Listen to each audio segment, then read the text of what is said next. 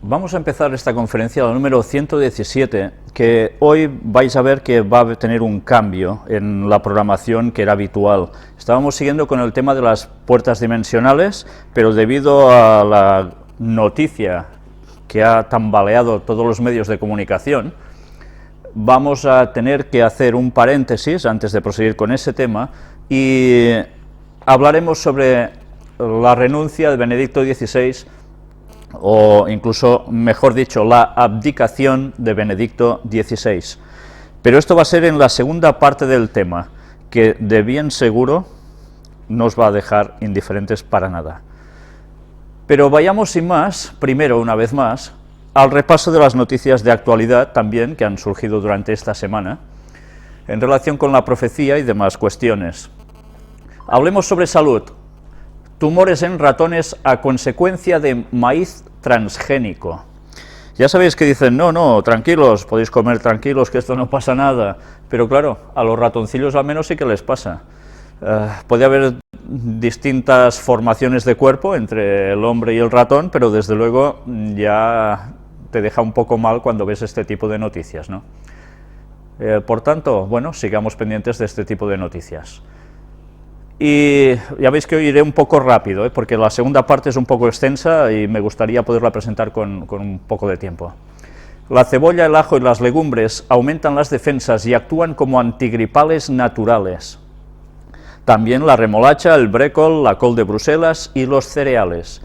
Para combatir los síntomas de la gripe son aconsejables los alimentos ricos en vitamina C, como la naranja o el limón, y en vitamina A, como la zanahoria. Ante todo es importante mantener una dieta saludable y equilibrada. Ya veis cómo cada vez van surgiendo noticias sobre el mundo de los vegetales que, como siempre, nos favorecen a todo lo que hemos venido diciendo hasta ahora, porque Dios ya lo había dicho en un principio, que esta era la dieta ideal para el ser humano. Entonces, si nosotros no hacemos caso de esto, lógicamente, pues más problemas tendremos. Reino Unido encuentra una sustancia prohibida en productos cárnicos de caballo. Ya veis hasta qué punto la gente que come carne, y depende de qué tipos de carne, además, realmente ya no saben qué están comiendo, porque sí, puede haber una base de un cierto alimento, o no alimento, depende de cómo se mire, pero después, ¿qué más va acompañado de todo esto? Pues bien, ya veis cómo no es la única noticia que ha salido. Además de caballo, la comida basura británica contiene carne de burro. Esto ya es el colmo, ¿eh? Carne de burro. Diréis, bueno, a ver, si uno se come un caballo, ¿por qué no se puede comer un burro? Pues claro, si se mira desde esta perspectiva. Además, parece ser que todo viene porque en Rumanía la cuestión de los burros, de la carne de burro, pues está pasando por una serie de situaciones que han favorecido de que fuera directamente a estas líneas productoras de comida basura británica. En fin, que ya veis, para hacer dinero aquí vale todo, no importa si una cosa es lo que dice el etiquetado o no. Y vamos a ciencia y tecnología. Inventan un software que predice eventos futuros.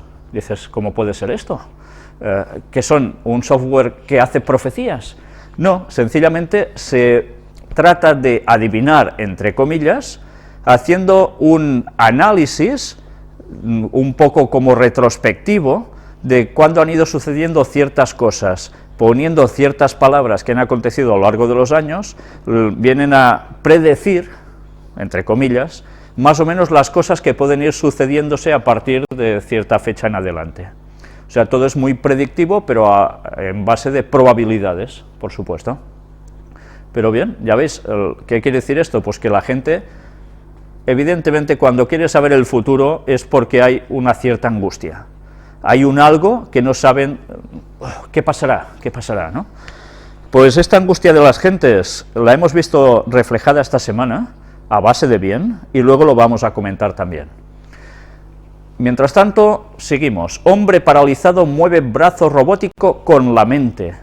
Es extraordinario ver cómo la ciencia está avanzando y puede hacer que personas que tenían estas faltas de movilidad, porque ya veis cómo estaban, pues puedan llegar a llevar una vida más normal, como debería ser para cualquier ser humano que esté entero, ¿no?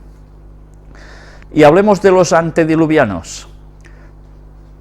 ¿Antediluvianos? Y mostramos un insecto. Un grupo de científicos encuentra en Cádiz, en España, en la zona de Andalucía, en la parte final de España, en el sur, un insecto que se creía extinguido en Europa. Ha sido hallado en el Parque Natural de los Alcornocales. Era conocido por unos fósiles del Terciario conservados en ámbar en el Báltico. Los científicos aseguran que se añade un nuevo género a la fauna europea. Pero ya veis, los evolucionistas una vez más van a tener un grave problema. Porque claro, la evolución cuenta con esos períodos, como este caso el Terciario, que es de muchos años atrás, en los cuales había un tipo de fauna que ha ido cambiando con el paso del tiempo y ahora solo quedan fósiles. Pues bien, una vez más se vuelve a encontrar un fósil vivo.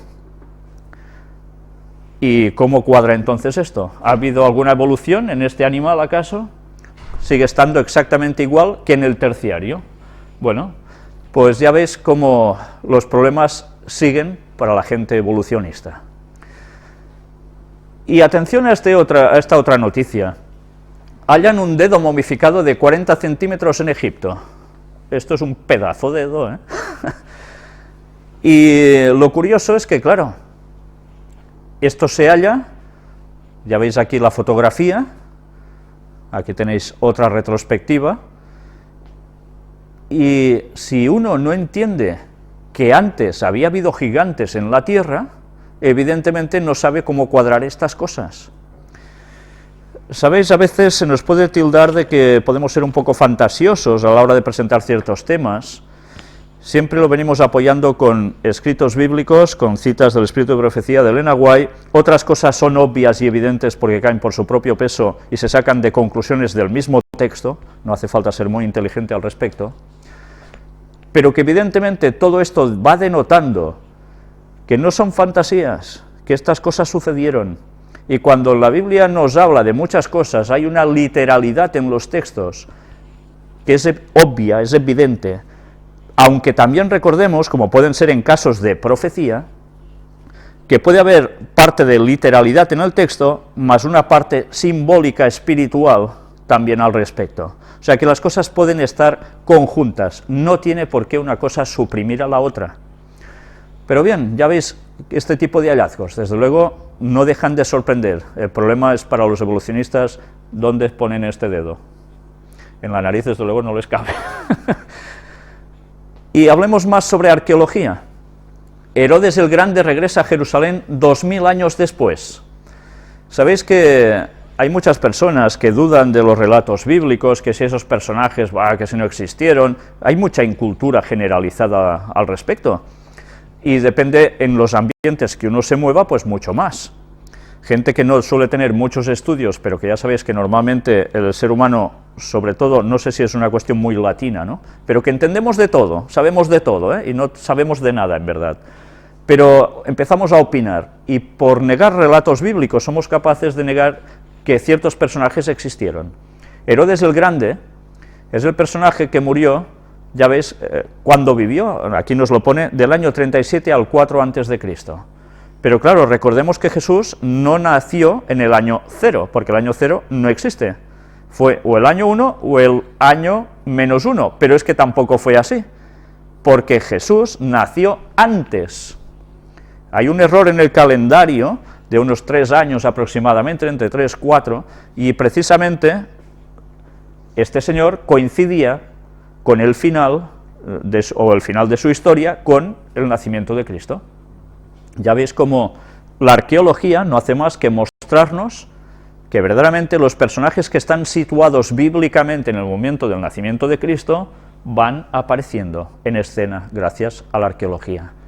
Las piedras hablarían, pues ahí los tenemos. Bueno, es curiosa también la fotografía que veis aquí, hombres con, ya veis, como si fuera un cuerno encima de su cabeza, ¿no? Ya sabéis que Herodes precisamente no era muy querido por el pueblo judío, aunque les construyó el segundo templo, ese tan magnífico que en los tiempos de Jesús estaba en pie, y que él dijo que no quedaría piedra sobre piedra de ese templo, y efectivamente fue así. La profecía de Cristo se cumplió unos 40 años después de haberlo dicho. Pues bien, Aquí tenéis todo esto, y ya sabéis que ellos, precisamente, la familia de Herodes, lo que hacían era favorecer los intereses romanos, no precisamente de los judíos. Pero bien, ahora entraríamos en detalles históricos que no vienen al caso. Sigamos avanzando, porque el tiempo hoy nos apremia y mucho. Vamos a hablar de la crisis, para variar. China supera a Estados Unidos como nación comercial más importante del mundo. ¿Qué quiere decir esto? Pues ya os lo podéis imaginar, que Estados Unidos no se va a quedar tan ancho, ¿no?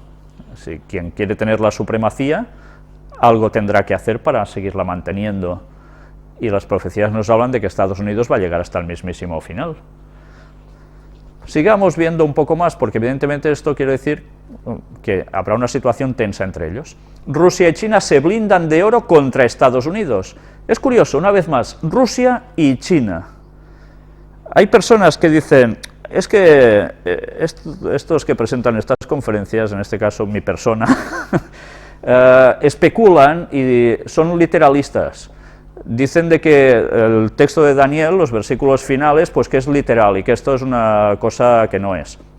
Pues sí que es. Yo les diría a este tipo de personas, incluso adventistas, que deberían fijarse en qué escribían los pioneros de nuestra mismísima Iglesia, porque lo que establecieron nuestros pioneros es lo que sirve, y eso deberíamos tenerlo más que claro, y Elena White le da el crédito total a esto. Entonces, ya en sus tiempos se escribía de que esto era literal, pero además puede llegar a tener una enseñanza simbólica sobre la situación espiritual del fin del tiempo con el pueblo de Dios y el resto. Pero una cosa no quita la otra. Pues bien, ya veis cómo todos los preparativos se van cumpliendo, se están haciendo dos bloques. Y al final, noticias del norte y del oriente, decía el texto, lo atemorizarán y saldrá con grande ira para destruir y matar a muchos. Rusia y China. Pero bien, ya sé que hay muchas personas que seguirán teniendo los textos más claros delante de sus narices y no verán más de eso, porque no quieren, están mentalizados o los han programado sin darse cuenta, sus dirigentes, los libros que leen y demás, para que sigan creyendo que esto no es así. Y el tiempo se va acercando y no se lo ven venir. Pero bien, sigamos. Un matrimonio de jubilados eleva a 4 los suicidios por desahucios en los últimos 5 días. Ya veis, un matrimonio de jubilados. Vaya situación, ¿eh? Pero no ha sido el último caso, ¿eh?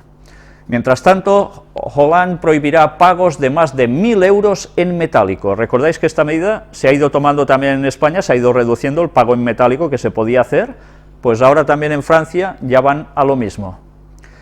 ¿Qué quiere decir todo esto? Pues que cada vez es más el control, hasta que finalmente lo que parece que se vaya abogando es para que el dinero en efectivo vaya desapareciendo del mapa, y así el control sea absoluto, y ya sabéis qué terminará sucediendo, ¿no? Lo hemos explicado ya muchas veces en estas conferencias. Un hombre se suicida en Alicante cuando iba a ser desahuciado. Aquí tenéis el otro caso.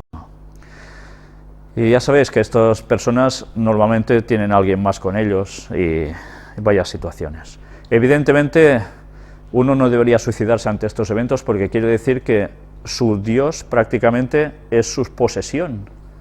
Y las posesiones no son nada, ahora las tenemos y mañana no lo sabemos. La gente, ¿por qué hace esto? Porque la gente no ora a Dios, porque la gente no estudia la palabra de Dios a fondo. Nosotros debemos acercarnos a Dios y confiar en que Él nos va a ayudar en todo si hacemos su voluntad. Y si por desgracia pasa lo que pasa con nuestros bienes materiales, si es que tenemos, pues es igual. Hemos de seguir, que Dios no nos va a dejar en la cuneta. Recordemos que tenemos a Jesús a quien contarle nuestras preocupaciones y Él siempre nos va a ayudar. Y esto es Cataluña. Artur Mas despidirá a 10.000 interinos y a 3.000 funcionarios. Ya sabéis que también hay problemas con las pagas extras, se van a dividir en 2, si se dan, etcétera, etcétera, ¿no? La situación está siendo muy tensa. Hablad con cualquier persona que esté trabajando en estos empleos públicos y os daréis cuenta qué tensión están viviendo con tanto recorte y que, bueno, ya se ven que aún irán probablemente a peor, ¿no? Pero hay que cumplir con déficits, ya se sabe. Las economías de Alemania y Francia se contrajeron en el último trimestre de 2012. Ya no hay tanta alegría, no hay tanto festejo, ¿eh? Alemania y Francia también están siendo tocadas. Y si estos dos países lo están siendo tocados, pues ya podemos esperar que la cosa, aunque nos sigan diciendo de que no, tranquilos, que esto remonta ya, estamos viendo que se va diciendo, pero se va postergando, ¿no? Todo irá llegando a su momento.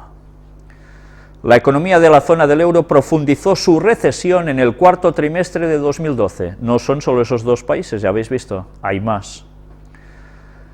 Y sigamos viendo más cositas. Y aquí tenéis a George Soros. Recordáis que hemos hablado muchas veces de él, y que decíamos, cuando Soros habla, escuchad, porque lo acierta, y no lo acierta porque sea un adivino ni un profeta divino, sino porque este hombre tiene una serie de contactos y sabe lo que están moviendo por detrás y quién está con él para decir ciertas cosas que van a acontecer, lógicamente. Y en cuestión de economía, ya lo veis, Soros gana 1.000 millones de dólares en apuestas contra el yen. El multimillonario y filántropo estadounidense George Soros, dueño del fondo de cobertura Soros Fund Management, ha ganado cerca de 1.000 millones de dólares desde noviembre en apuestas contra el yen, informa The Wall Street Journal. El yen perdió casi un 20% de su valor frente al dólar entre noviembre y principios de febrero, tendencia que se aceleró a medida que el nuevo gobierno de Japón ejercía presión sobre el Banco de Japón para flexibilizar la política monetaria más agresivamente para derrotar la deflación. Ya veis, si sabe hacer dinero, ¿eh? Y ya lo hizo también tiempo atrás con Inglaterra, ha sabido mover siempre muy bien sus resortes para conseguir hacer lo que tiene que hacer, y este señor, recordemos que es el que pone su oficina en Barcelona. Evidentemente no se pondrá en un lugar que sea una hecatombe, ¿eh? ¿Entendéis? Pues hablando de eso, independentismos. Gran pitada al rey Juan Carlos durante el himno español en la final de Copa de Baloncesto.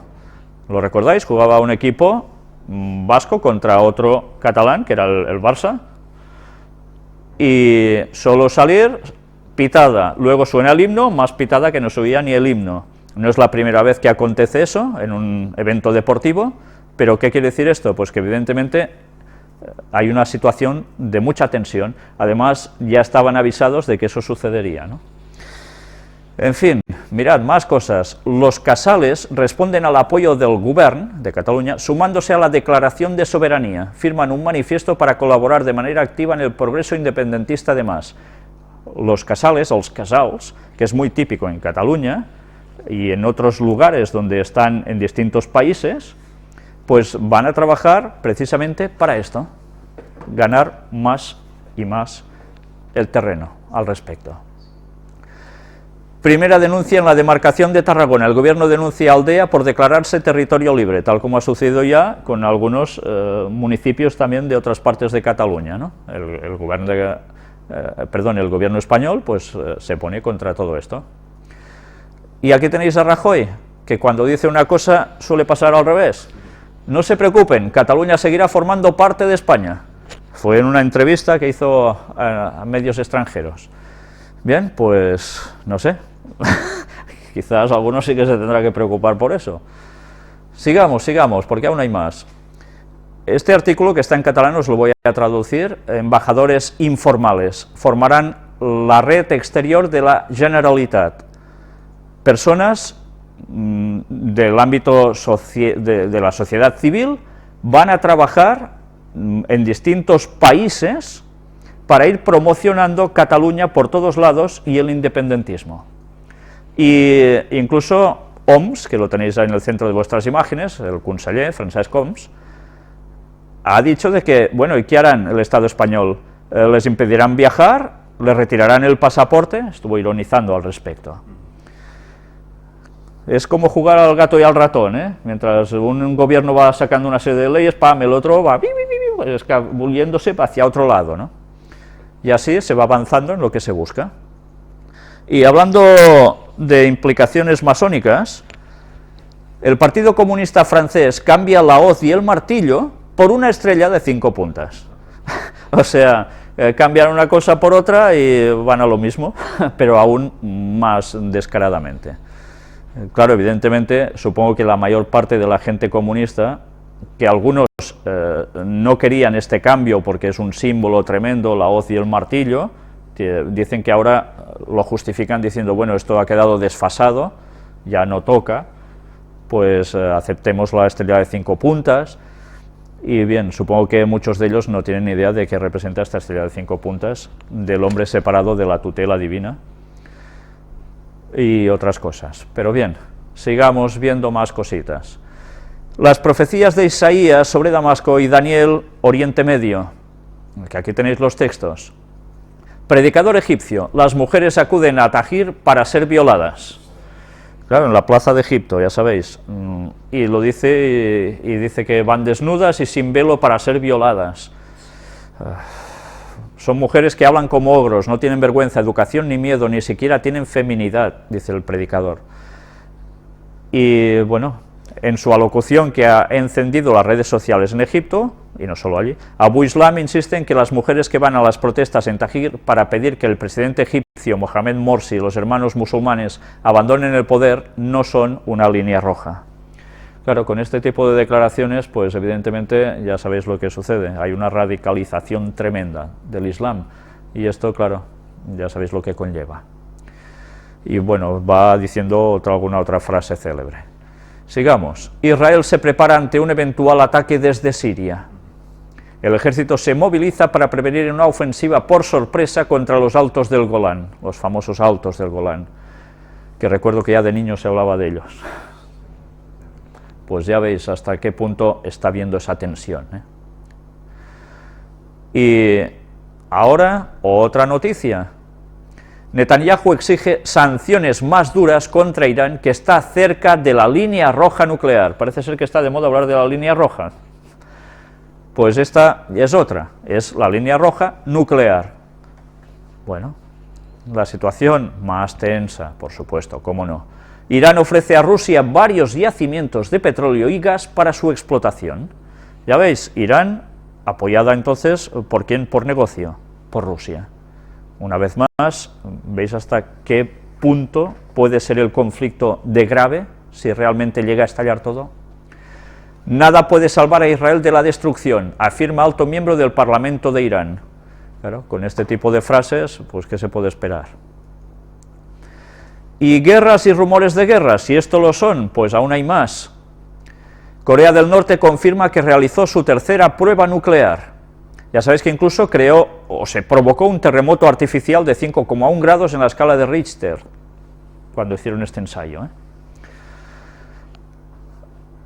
Y aún hay una frase aquí que vale la pena destacar. Es una clara amenaza a la paz y seguridad internacional. Paz y seguridad. ¿Recordáis esta famosa frase de 1 de Tesalonicenses? Una vez más, las profecías delante nuestro. Todo antes de estallar el conflicto. Corea del Norte confirma su exitosa prueba nuclear, dice que es segura y perfecta, y bueno, vamos a ver aún cómo no todo queda así, aún esto lleva repercusiones. Seúl emprende ejercicios militares a gran escala en la frontera con Corea del Norte. Ya veis, Corea del Sur, Corea del Norte, la gran tensión. Unos apoyados por Occidente, otros por todo el bloque oriental y del norte, de Rusia. El régimen de Corea del Norte avisa a la ONU, una sanción será una declaración de guerra. Y ya se quieren buscar las sanciones, de un modo ya total y abierto. En fin, que la situación desde luego está en el límite de los límites. Y hablemos sobre el Vaticano. Dios te ama, dame tu dinero. Mirad que esta noticia es del 11 de febrero de 2013. Ya sabéis que ese mismísimo día sucedió la noticia de la cual vamos a hablar ampliamente en la segunda parte de hoy, más, si Dios quiere, el próximo sábado. Por más años que llevo recorriendo África, cada vez que me cruzo con alguno de sus pastores evangélicos, mediáticos y multimillonarios, experimento la misma honda y sincera perplejidad. Retratando hoy en Kampala al obispo Sejonjo, religioso de a pie, ajeno al poder, comprometido con la defensa de los homosexuales. Próximamente en Canal Plus. Resulta tan brutal, tan flagrante la contradicción entre el mensaje que predican y la forma de vida que conducen, que aún no consigo vislumbrar la lógica de un fenómeno que se repite desde la paupérrima República Democrática del Congo hasta Uganda o Nigeria. Ya veis que nos está hablando un reportero, puede ser tanto para personajes católicos como protestantes. No logro entender cómo quienes hablan en nombre de un tipo que murió semidesnudo en una cruz, se está refiriendo a Jesús, dicho así un poco, y de la desapegada y misericordia mirada que tuvo del mundo, consiguen facturar cientos de millones de dólares cada año. No logro entender de qué forma funciona el mecanismo que hace rico a los líderes de estas iglesias africanas. Y eso que no se trate de una pregunta nueva, sino que me la llevo haciendo desde que tuve la desgracia de ir a un colegio de los hermanos maristas y conocer de cerca las miserias de la Iglesia Católica. Otra institución que lleva siglos en la más evidente y ramplona de las contradicciones entre sus aspiraciones celestiales y su insaciable avidez por el poder terrenal, todo gracias al fomento interesado de la culpa y el miedo. Os cuento esto a raíz de estar de regreso en Uganda para realizar un nuevo reportaje junto a John Sistiaga para Canal Plus, en esta ocasión sobre la persecución de homosexuales, y resulta que uno de sus protagonistas podría ser uno de estos pastores multimillonarios. No hay mejor forma para hacerse rico en África que montarse un templo evangélico y buscar una congregación de Estados Unidos que te apoye, nos dice Charles, nuestro productor local, mientras debatimos sobre el personaje y su enorme fortuna. A la espera de saber si este hombre de abultada fe y billetera nos recibirá, algunos datos para abrir boca sobre sus pares en Nigeria. Al frente de la llamada iglesia de los ganadores, David Oyedepo es el pastor más rico de África. Se estima que su fortuna ronda los 150 millones de dólares. Casi nada. En el año 2011 se compró un jet privado por valor de 30 millones de dólares, su cuarto avión personal. Es dueño también de un estadio llamado el Tabernáculo de la Fe, con capacidad para 50.000 personas sentadas. En este lugar ofrece 3 servicios cada domingo. Entre otros negocios tiene una editorial, una universidad y posee casas en Estados Unidos y Europa. Le sigue Chris Oyakhilome, con 30 millones de dólares en la cuenta de banco y no pocas excentricidades como una cadena de televisión, His Love World TV Network, que transmite plegarias las 24 horas al día desde África a los 5 continentes. El resto de la lista, bueno, si apretáis allí lo veríais. Y un gran documental sobre el tema para quien le interesa saber de qué forma se puede hacer uno rico en base a las necesidades de guía, consuelo y certidumbres de los demás. Amén, dice. En fin, que claro, luego, ¿cómo queréis que muchas personas crean si ven todo esto? Y normalmente suelen ser personas que se dan cuenta que han estado en colegios católicos, Pero desde luego debemos tener presente que una cosa es lo que hacen ciertos personajes y otra cosa es la doctrina bíblica. Y eso que no se nos olvide jamás. Hay un pueblo de Dios y lo otro son apariencias. Los ideales se empobrecieron al final de la Guerra Fría. Urge revertir la tendencia. Mirad lo que está diciendo aquí. El presidente de Italia en el Observatore Romano, ingredientes para una buena política. Este escrito, que aparece el 12 de febrero, en verdad salió unos días antes, el día 9, en el Observatore Romano. Mirad qué extraemos de aquí. De lo que hablo es de otra cosa, añade Napolitano, una recuperación límpida y racional de la política. ¿Veis? Una limpieza de la política. De los ideales de libertad política y económica, de la justicia, protección social, solidaridad y construcción de un orden basado en derechos y deberes, etc. Esto, si lo hubiese dicho un obispo, es prácticamente lo mismo. O podría salir una encíclica papal, Ideales que deben ser sustraídos de las rigideces políticas y extremismos de carácter ideológico, tratando de encontrar respuestas en la Constitución republicana y en las fórmulas de principios en las que se fundó la construcción de la Europa unida. ¿Por qué está diciendo esto este señor? Porque en todas partes se están destapando casos de corrupción impresionantes con la política, y en España nos estamos llevando la palma, tanto en toda España, en Cataluña y donde vayáis. Pero en extremo. Ahora incluso probablemente puede quedar salpicada una de las infantas. Por tanto, todo se está tambaleando, la gente está pidiendo esta limpieza. Ya sabéis que Artur Mas también convocó como un pequeño grupo de políticos para decir que hay que hacer algo para demostrar a la gente que la corrupción hay que terminarla en la política y que hay que cambiar. O sea, más o menos lo mismo que está diciendo este señor. Una materia de diálogo, también para creyentes y no creyentes, porque los católicos tienen su punto de vista y su contribución, que pueden dar, como en el término economía social de mercado, en el que se entrañaron valores auténticamente cristianos.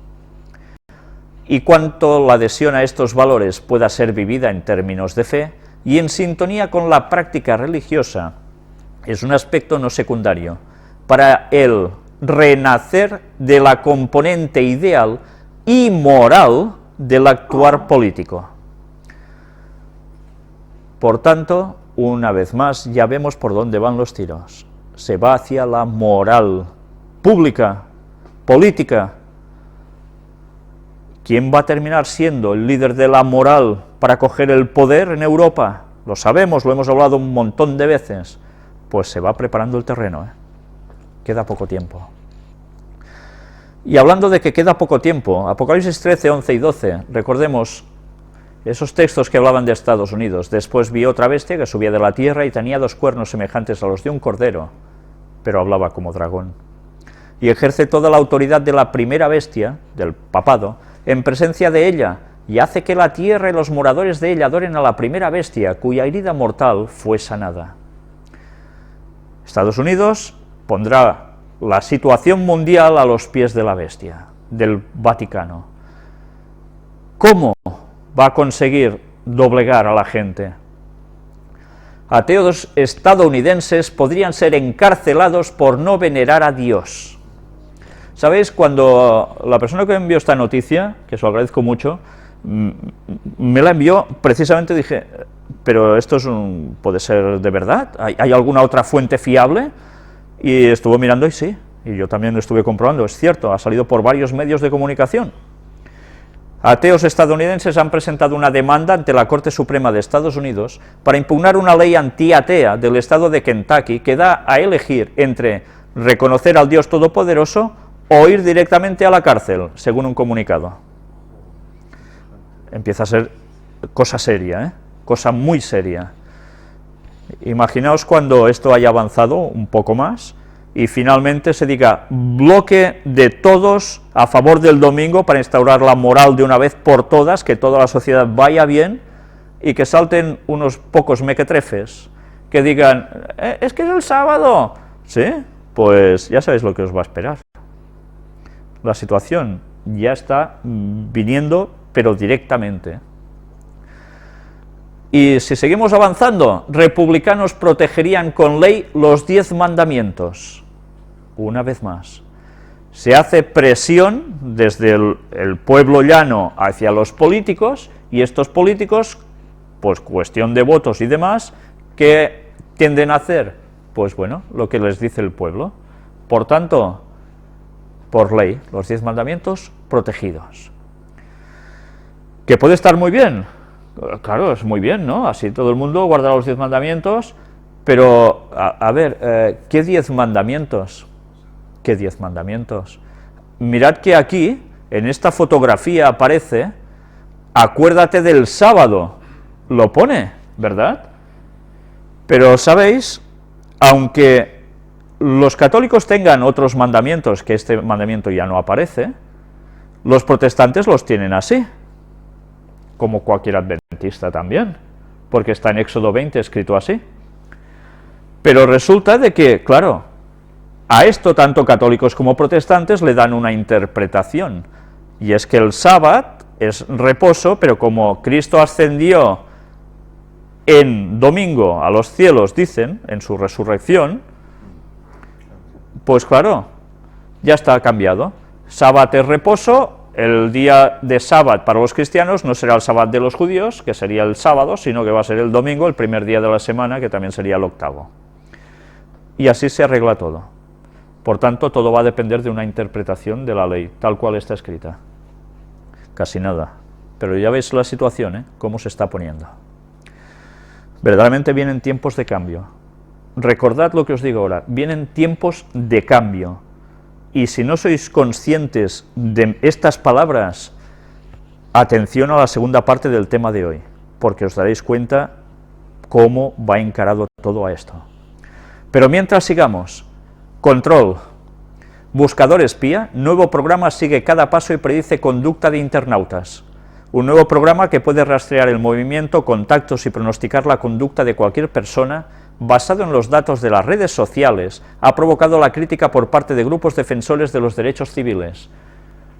Un vídeo obtenido exclusivamente por el diario The Guardian muestra cómo el programa Riot, diseñado por Raytheon, una empresa contratista militar de Estados Unidos, puede extraer cantidades enormes de datos personales de las redes sociales como Facebook, Twitter y Foursquare. Ya veis, control absoluto. Adiós al efectivo, las nuevas tecnologías y el fin del dinero.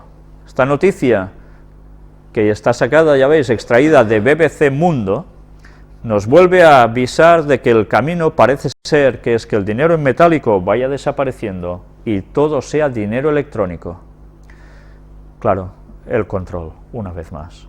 Y ya sabéis cómo terminará todo. Se les prohibirá comprar y vender las transacciones comerciales a quien no tenga la marca de la bestia. Claro, que será aceptar o no el domingo, pero es que además, de algún modo eso tiene que ser detectado, de un modo claro.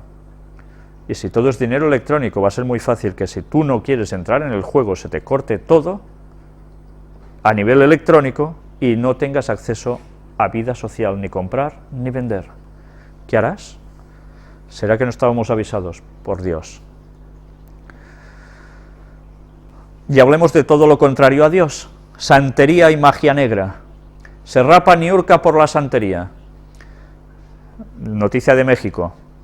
Esta señora, que se ve que siempre llevaba pelucas, pues ahora, esta vedette, se pasa a la santería, fue coronada por ello, por parte de sus guías, y eso implicaría llevar la cabeza a rape, vestir con ropa blanca y holgada y manejar su vida con más conciencia y mesura. O sea, mirad que por un lado parece que sea algo positivo, pues siempre hay una parte que parece positiva. Este año me hice santo y estoy peloncita porque es parte de mi religión. Nací con esta religión en Cuba. Ya sabéis, en Cuba es un lugar clave para la santería. Debo traer cubierta la cabeza y cuando no estoy trabajando debo vestir siempre de blanco con mucha ropa. Debo cumplir 3 meses iniciales muy exigentes y el resto del año solo vestir de blanco. Soy hija de Changó y mi madre es Oshum. Fui bautizada aquí en México y me encerré en una especie de retiro. Este año se me exigió que ya debía coronarme y hacerme santo. Soy católica y la religión yoruba está muy apegada con el catolicismo, explicó Niurka. Sabéis, yo tuve, bueno, no sé cómo llamarle, privilegio quizá, porque me sirvió para conocer más sobre esta religión yoruba. Tuve a alguien en mi gimnasio que precisamente era un sacerdote yoruba, también a una chica que había sido sacerdotisa yoruba, una de aquí, otro cubano, y el cubano me empezó a explicar muchas cosas, y él se identificaba plenamente con el catolicismo, y en cambio era de religión yoruba, y él hacía, si le pagaban, bendiciones y sortilegios de los suyos para que una persona se enamorara de otra, y mil y unas cosas en negocios, y cobraba muy bien por eso. Pero, ¿sabéis? También decía de que podía llegar a maldecir a personas, y hacérselas pasar realmente mal. Y él estaba totalmente seguro de esto. Y sabéis, además, cuando hablaba sobre textos bíblicos a medias, como más o menos él lo conocía, y creía que él, haciendo esto, era totalmente bíblico, iba con Dios. Cuando le empecé a decir la cara oculta de todo esto y todos los textos bíblicos que hablaban de lo contrario, se sorprendió mucho, porque él, bueno, le vino de nuevo, es que no sabía nada de esto. Dices, ¿cómo puede ser? Y en cambio él se creía que se basaba en la Biblia porque así se lo habían instruido también a él. La otra chica, que también ella y su madre ya eran sacerdotisa, también yoruba, me contaba de sus experiencias y evidentemente experiencias que era para presentar en el tema de puertas dimensionales. Incluso me dijo de que un día, saliendo del agua del mar, en la costa, empezó a tener que correr hacia su madre, y ella ya era mayorcita, no era ninguna niña precisamente, porque un monstruo enorme, pero monstruo, había salido del agua y iba hacia ella. Y esa chica, hablabas con ella y la veías la mar de normal, o sea, no os penséis que es que estaba colgada para nada, era una mujer totalmente normal. Pero en cambio, ante estas situaciones me empezó a explicar más cosas que le pasaban, evidentemente espiritismo puro, que cuando le dije a qué respondía esto, por su implicación en lo que ella estaba puesta, también se quedó pasmada, porque jamás se hubiese imaginado la conexión entre esto y Satanás. Pues bien, ¿qué quiere decir esto? Que estas personas quizá piensan que están haciendo el bien, creen que son cristianos haciendo esto, pues alguien debe decirles que esto no funciona así. Ella sigue diciendo, la religión yoruba es extraordinariamente cultural, nacemos bailando con ella, es maravillosa, amplia y extensa. La ONU la considera la más respetuosa y exigente. La ONU.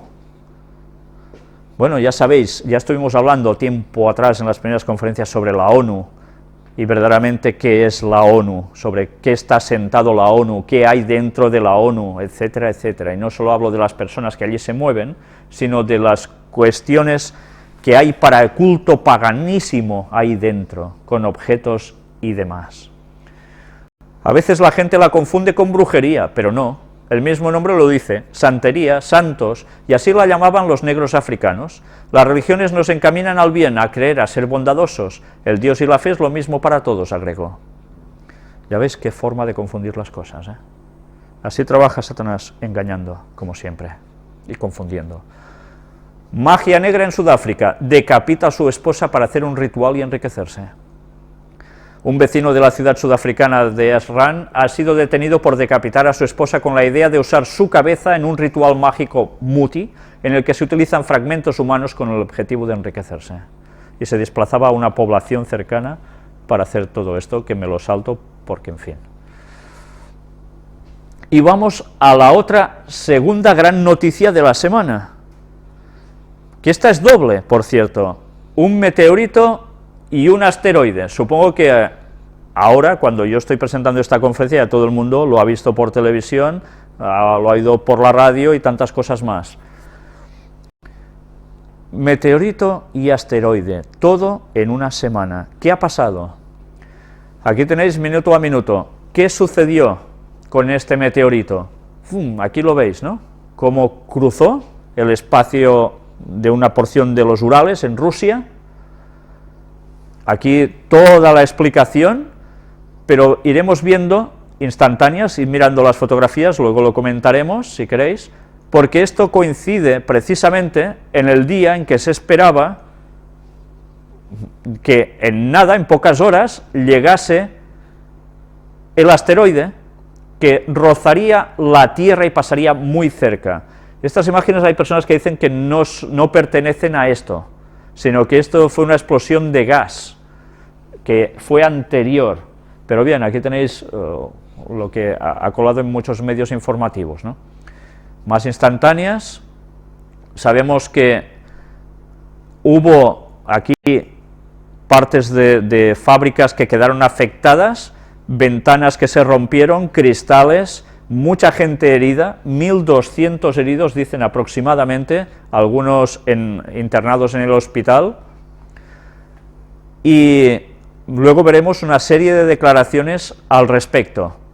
También vamos a ver estos vídeos que muestran la secuencia de qué se produjo.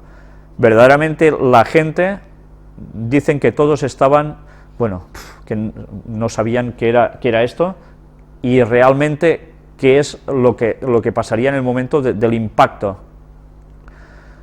¿Veis distintas instantáneas? Mirad este titular, el meteorito de los Urales sería un fragmento del asteroide que pasará cerca de la Tierra. Unos dicen que ha sido esto, otros dicen que no tienen nada que ver, que son dos cosas totalmente distintas. Y mirad, aquí tenéis 1.200 heridos, ya veis que instantáneas, ventanas rotas, cristales también por el suelo. A ver, un momento, que sigamos avanzando para pasaros. Aquí tenéis, ya son 1000 los heridos, nos decía esta noticia, la cosa se fue agrandando, y quedaron afectadas 6 ciudades. 6 ciudades, no es poca cosa, ¿eh? Además, unos hablan de que fue solo una explosión, otros hablan de que fueron más de una explosión. Incluso hay declaraciones, aquí tenéis el momento del impacto, que aparece en más rojo y unos colores verdes también, y una serie de declaraciones interesantes. El primer ministro ruso, Dmitry Medvedev, advirtió que la caída del meteorito en la región de Chelyabinsk demuestra la vulnerabilidad del planeta. Espero que no haya consecuencias graves. Sin embargo, eso, la caída del meteorito, es una prueba de que no solo la economía es vulnerable, sino todo nuestro planeta, dijo desde la ciudad siberiana de Krasnoyarsk, donde participa en un foro económico internacional. Y uno se pregunta, a ver, pero ¿no dicen de que ya detectan todos los meteoritos rápidamente cuando van a venirnos encima? ¿Y este de dónde salió? ¿Y no lo detectó nadie? Quizás creemos realmente de que estamos muy avanzados para según qué, pero hay cosas que sorprenden. Pero hay otras personas que tienen alguna otra teoría, luego lo veremos. El presidente de Rusia, Vladimir Putin, se declaró preocupado por la situación y advirtió sobre sistemas de alerta poco eficaces. El mandatario, en el marco de una reunión con los ministros de Finanzas y gobernadores de los bancos centrales del G20, presidido este año por Rusia, pidió al ministro de Emergencias, Vladimir Puchkov, a que envíe especialistas de refuerzos para que ayuden a los residentes en dificultades. Han ido unos cuantos miles de personas allí a ayudar. El jefe del Departamento Operativo del Ministerio del Interior, Víctor Rakitin, admitió que el sistema de alerta no funcionó como la gente esperaba. No había sirenas o altavoces, el episodio fue inesperado y se produjo en poco tiempo. Efecto sorpresa, ¿eh? Hubo pánico, la gente no sabía qué estaba sucediendo. Todos iban a otras casas para ver si los habitantes estaban bien.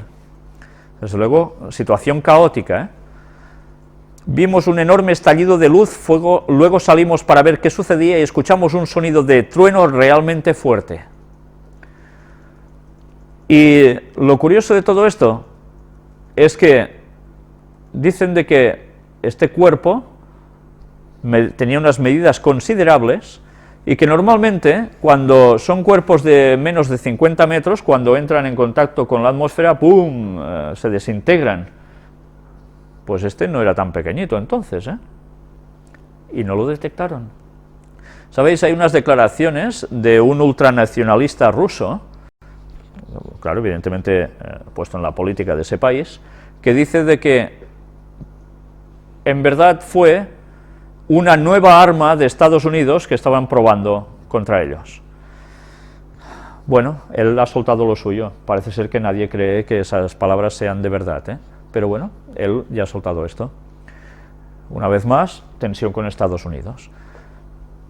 Pero es que todo esto coincidía precisamente con un asteroide de 45 metros que iba a pasar muy cerca de la Tierra y que mucha gente lo fue a comprobar para poder verlo. No ha impactado en la Tierra, pero ya todo el mundo tenía miedo y decían, estaremos siguiendo la órbita, que es la trayectoria de él, para ver si está cambiando o no, para que no llegue a chocar con la Tierra. O sea que la gente verdaderamente estaba angustiada, y no solo la gente de a pie, sino gente que está en el mundo de la ciencia, por si acaso, ¿sabéis? Finalmente el asteroide pasó de largo, no llegó a impactar en la Tierra, pero nadie se sintió muy seguro, por si acaso. Ahora vamos a entrar a este vídeo sobre esta lluvia de meteoritos en los Urales. Vamos a ver un poco de cómo fue, y es sorprendente porque a veces da la sensación que el carácter latino debe ser muy distinto al carácter del norte, porque hay filmaciones de gente que va con el coche y tienen puesta una cámara distintos y filman lo mismo, pero la reacción de sus voces, nosotros diríamos, pero es que ni se inmutan, y nosotros estaríamos, ¡hala mía! Bien, vamos a entrar a este vídeo.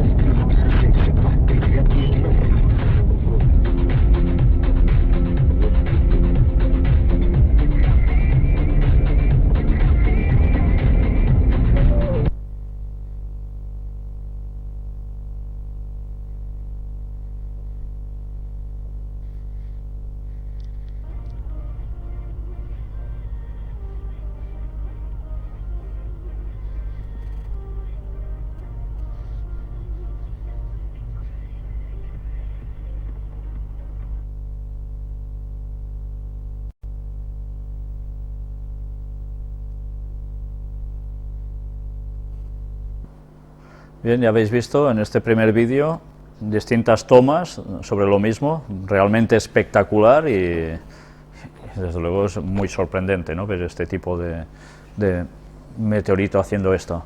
Pues mirad ahora, perdón, del asteroide, mirad ahora este otro vídeo del meteorito, porque también vale la pena que estemos documentados al respecto de qué sucede y cómo nos quedamos ante estas cuestiones. Vamos a entrarlo.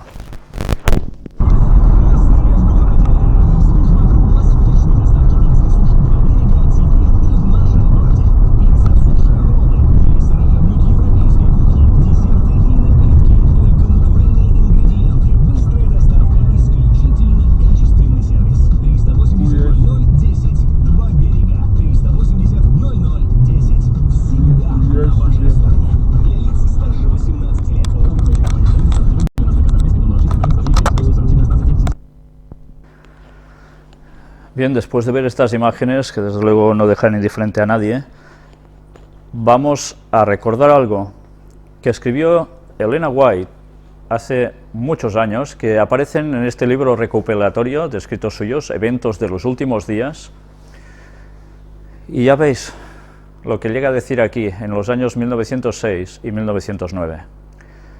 En la mañana del viernes pasado, justamente antes de despertar, se me presentó una escena sumamente impresionante. Tuve la sensación de que despertaba del sueño en un lugar que no era mi casa. Desde las ventanas veía una terrible conflagración. Grandes bolas de fuego caían sobre las casas, y de ellas salían dardos encendidos que volaban en todas direcciones. Era imposible apagar los incendios que se producían, y muchos lugares estaban siendo destruidos. El terror de la gente era indescriptible. Desperté después de cierto tiempo y descubrí que estaba en mi hogar. Esta fue una primera visión, un primer sueño que ella tuvo al respecto. Ya veis que evidentemente no es exactamente igual de lo que ha acontecido, pero estamos advertidos por Dios de que estas cosas van a pasar y ya estamos teniendo unos primeros indicios. Sigamos viendo la segunda parte de otra escena que ella vio. Una escena muy impresionante pasó ante mí en visiones nocturnas. Vi una inmensa bola de fuego que caía en medio de un grupo de hermosas casas que fueron destruidas instantáneamente. Oí a alguien decir: sabíamos que los juicios de Dios visitarían la tierra, mas no pensábamos que vendrían tan pronto. Otros dijeron en tono de reproche: vosotros que sabíais estas cosas, ¿por qué no dijisteis nada? Nosotros no lo sabíamos. Evidentemente lo que ha sucedido no es exactamente esto, porque no ha afectado a muchos lugares, ¿o sí? Mirad cómo prácticamente muchos lugares quedan afectados. Habla aquí de hermosas casas. Bueno, Yo no sé si en esos lugares hay hermosas casas y si fueron destruidas todas instantáneamente, parece ser que no ha sido el caso, pero estábamos advertidos de que esto sucedería tarde o temprano, y ahora estamos teniendo los primeros focos de algo que se puede volver a producir. Y nuestro deber es decir que estas cosas van a suceder para que nadie pueda decirnos que sabiéndolo no los habíamos advertido, y que estos son los pasos previos a la venida de Cristo. Las profecías se van a cumplir como todas se han cumplido. No ha fallado ni una de profecía bíblica ni de los escritos de Elena White. Estemos atentos, porque recordemos algo que también se escribió. Ella en 1890 dijo: solemnes eventos ocurrirán en el futuro. Sonará una trompeta tras otra, una copa tras otra, serán volcadas en forma sucesiva sobre los habitantes de la tierra. ¿Sabéis? Se habla en la Biblia, en el Apocalipsis, de las 7 trompetas, se habla de las 7 copas, de las plagas finales. Y normalmente entendemos que las 7 trompetas son 7 periodos históricos con una simbología de, por ejemplo, se ve una imagen de lo que sea y simbólicamente representa otra cuestión. Y esto implica 7 periodos de la historia de la Iglesia, desde que Cristo ascendió a los cielos hasta el final cuando Él vuelva. Pero, ¿sabéis? Elena White escribió que sonará una trompeta tras otra, y esto lo escribió en 1890. Si ahora estaríamos en el periodo de la 6ª trompeta, ¿no? ¿Por qué escribe que sonará una trompeta tras otra si ya han sonado todas las trompetas prácticamente? Pues porque hay un doble cumplimiento, una vez más, sobre una misma profecía. Aunque cierto es que hay períodos de la historia 7, también es cierto, por sus propias palabras lo vemos, que va a sonar una trompeta tras otra. ¿Qué quiere decir esto? ¿Que puede haber una literalidad en los textos de las trompetas también? ¿Sabéis? Una de ellas, ¿de qué habla? De que va a caer algo del cielo, una estrella llamada Ajenjo. Curiosamente se corresponde al nombre de Chernóbil, en ruso, que ya sabéis lo que pasó allí.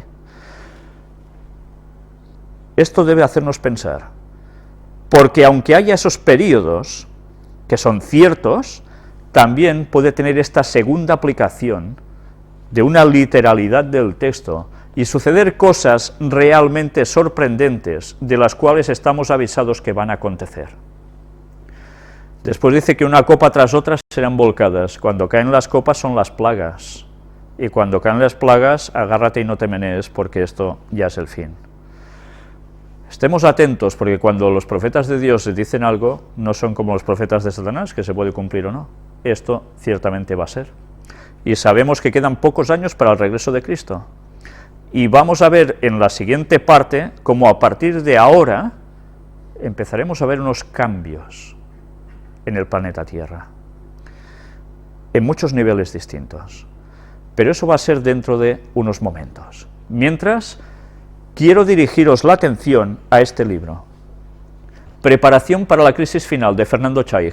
Este señor argentino, adventista, escribió un libro que yo leí cuando tenía muy pocos años, a poco tiempo de estar en la iglesia, de entrar en la iglesia, y os recomiendo encarecidamente que os lo busquéis, que os lo empapéis, porque veréis qué secuencias pone este señor en este libro, no inventadas, sino basadas en los textos bíblicos y las citas de Elena White, que abarcan precisamente la crisis final, donde nosotros ya nos estamos encontrando.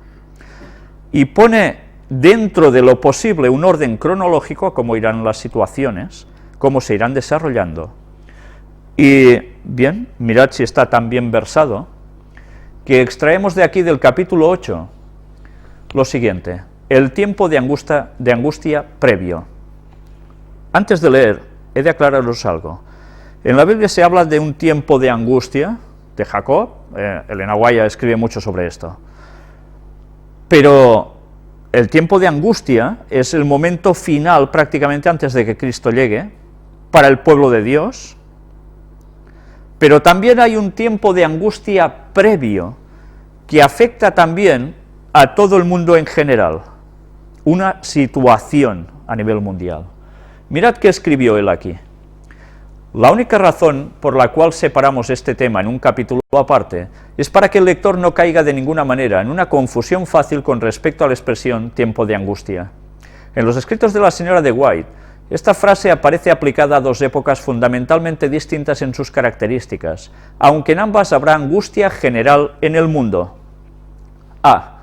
La época que termina con el fin del tiempo de gracia, a la cual se refirió el Señor en su sermón profético cuando dijo: entonces habrá en la tierra angustia de las gentes, confundidas a causa del bramido del mar y de las olas, tsunamis, desfalleciendo los hombres por el temor y la expectación de las cosas que sobrevendrán en la tierra. He de aclararos que cuando se habla del fin del tiempo de gracia, es el tiempo que todo el mundo tiene para aceptar al Señor antes de su regreso, o antes de que ellos mueran, pero que esto tiene un tiempo cronológico límite en la historia de la humanidad, y este tiempo de gracia se está terminando. Cuando lleguen a caer las 7 plagas, ya todo el mundo habrá hecho su decisión, y cuando se haya hecho esa decisión, será totalmente imposible volver a cambiar de bando. Y bueno, ya hablaremos sobre las plagas algún día también, dedicaremos un tema a todo esto. Pero mirad qué más continúa escribiendo. Ese periodo se caracteriza por guerras, terremotos, pestilencias, falsos profetas, inmoralidad creciente, señales astronómicas, temor y desfallecimiento general, y la predicación del Evangelio en todo el mundo. Esta verdad debe ser conocida en todas partes y luego Cristo vuelve. Termina en el momento en que se emite el decreto de Apocalipsis 22:11, o en otras palabras, puede decirse que se une con el tiempo de angustia propiamente dicho. En ese preciso momento finaliza el tiempo de gracia. B. La época que sigue inmediatamente al fin del tiempo de gracia y que finaliza con la aparición de Cristo en las nubes del cielo con motivo de su segunda venida. ¿Sabéis? Este libro además tiene, para mí es uno de los mejores que tiene la Iglesia Adventista a su disposición y que no debería faltar de ninguna biblioteca de casa de nadie, y menos de los adventistas. Pero quiero también hacer una referencia, antes os he dicho de las personas que dicen, es que estos lo cogen todo literal y no se fijan en nada más. ¿Sabéis? Se habla mucho de Armagedón también. Pues él, basado también en los escritos de los pioneros, habla de Armagedón como dos cosas. Una literal, de un conflicto bélico tremendo, pero también con una aplicación espiritual de todos contra el pueblo de Dios.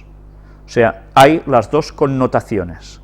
Ahora, por desgracia, los grandes nuevos y eminentes teólogos y toda la gente que le hace caso en plan borreguil sin estudiar los escritos de nuestros pioneros, caen en la fácil sensación de decir, no, todo es espiritual, y se olvidan la literalidad.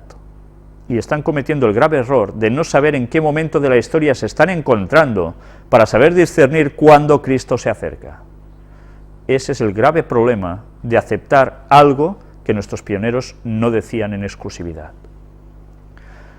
Pero bien, nosotros vamos a terminar todo esto ya estando avisados de lo que va a acontecer, con un testimonio. Hola desde México, sus vídeos y las predicaciones sobre todo me han dado una nueva perspectiva de cómo leer la Biblia. Ahora quiero iniciar mi bautizo y estar bien preparado para hacerlo. Mi duda es de un libro que leí que se llama Cambia tu futuro por las aperturas temporales. Es de unos científicos que se llaman Lucille y Jean-Pierre Garnier-Mallet, por lo que se ve en su página web. De ellos dan conferencias en España. Que si esta formación, como ellos la llaman, también es satánica, eso me pregunta. Gracias, que Dios los bendiga por su labor. Quiero aclarar que mi bautizo lo voy a hacer en una iglesia adventista del séptimo día. Saludos, Alfonso. Pues bien, yo estoy muy satisfecho y todo nuestro ministerio en que Alfonso haya emprendido el camino del bautizo, de hacer el pacto con Dios. Y, ¿sabéis? esto que hace referencia, de lo que nos habla él, lo vamos a tratar en el tema de puertas dimensionales, donde vamos a demostrar que verdaderamente este libro forma una vez más parte del gran engaño satánico, para variar, cómo no. Pero bien, aquí de momento lo que nos importa es que este señor ha decidido bautizarse y nosotros más que felices de esto. Y otro testimonio. Hola Víctor, te digo algo, no sé si alguien te lo ha dicho algo parecido, y es que iniciando este año he sentido un cambio dentro de mí, siento más fuerza de voluntad para no pecar. Lo más raro es que sucedió en un abrir y cerrar de ojos, como dicen, año nuevo, vida nueva. Llegado el momento, ¿podrías bautizarme? Ya que fui criado como católico, pero poco a poco, con la ayuda del Señor, voy abriendo los ojos, aunque sé que tengo por delante un largo camino por recorrer. Gracias por tu consejo y tiempo. Firma Alberto. La postdata, vivo en Tenerife y aunque te sirva de poco, estoy a tu servicio para lo que necesites. Pues yo estoy dándole las gracias a él por ofrecerse así, lo tendremos presente, y muy feliz de ver que él también se quiere bautizar. Sabéis, varias personas me están preguntando si yo voy a bautizar o puedo bautizar por aquí. Evidentemente, aquí no tenemos baptisterio, no tenemos un lugar para bautizar a nadie, menos en invierno. En verano aún se puede hacer algo, ir a la playa, ir a un río, si pillamos alguno de limpio, que alguno debe quedar, supongo. Pero desde luego no nos es fácil poder hacer esto. Entonces, mi consejo ya desde aquí es que si tenéis alguna iglesia adventista cercana, id allí, que os hagan un repaso de los estudios bíblicos, que normalmente cuando la gente escribe es que ya ha visto los estudios bíblicos también, que hemos grabado y puesto a su disposición, y que bien, si están aptos para ello, pues que hagan ese bautizo. Si no, pues bien, esperar, y si se da la posibilidad, algo intentaremos hacer. Pero tened sobre todo claro que lo importante no es quién os bautiza, qué persona os bautiza, lo importante es que hagáis el pacto con Dios, por encima de todo. Pues después de estas gratas noticias que han llegado esta semana, voy a hacer una pequeña propaganda. Dentro de poco tendremos la radio en funcionamiento, con el chat, la televisión también, y hemos de solventar unas pocas dificultades, pero esta semana prácticamente ya queda listo. ¿Cuándo? 48 horas, mirad, esto es noticia fresca. Y si Dios quiere, así podremos llegar a muchas más personas. Cuando tengamos todo esto, lo vamos a mostrar directamente aquí en unas diapositivas para que podáis ver cómo enlazar con todo ello. Para nosotros es una gran alegría todo esto.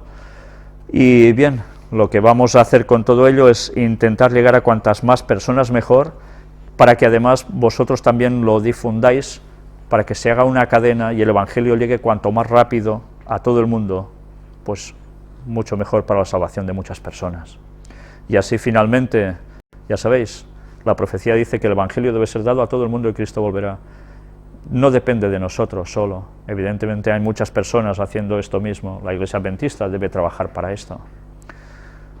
Pues nada, vamos a hacer un leve descanso y seguiremos con esta parte.